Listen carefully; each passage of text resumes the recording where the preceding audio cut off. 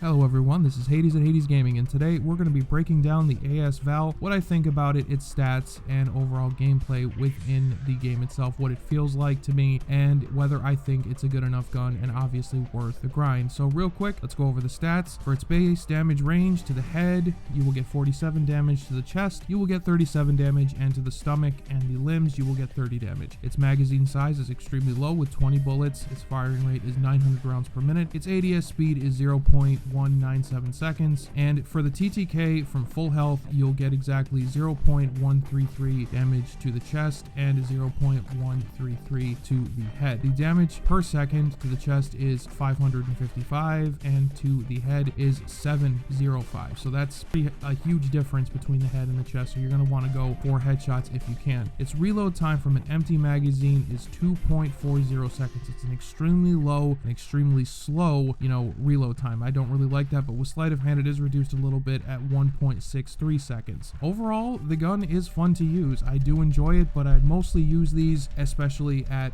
closer ranges, because unless you unlock the very last barrel, which is the 200mm OSA barrel with the integral suppressor, it's not going to be really too effective at longer ranges, and people will be able to pick you off very easily with sniper rifles and marksman rifles. So when you're using this gun, if anything, you're going to want to be careful when going around corners. You're going to want to definitely kind of slow down your play style even more if that's possible within Modern Warfare, and you're going to want to play very carefully with this. Its iron sights are a bit obstructive to me, so I would definitely run with whatever type of sight you would prefer to use. You're going to see the recoil difference completely when you use a different optic other than the iron sights, but it is a worthwhile trade-off if you can honestly hit those targets at a longer range. I would typically use this weapon in very much smaller maps, like Vacant or Shipment or Shoot House. This weapon will be very effective within those maps. I've played on those maps, and this weapon is a god tier on those maps. This weapon does promote camping. I'm gonna say that because people in corners will take you out extremely easily. You won't be able to get a shot off, and especially with the integral suppressor, camping is very easy with this gun. So if you are a camper, you will enjoy it, and if you're not, you're absolutely gonna hate it. I would definitely try to avoid using this weapon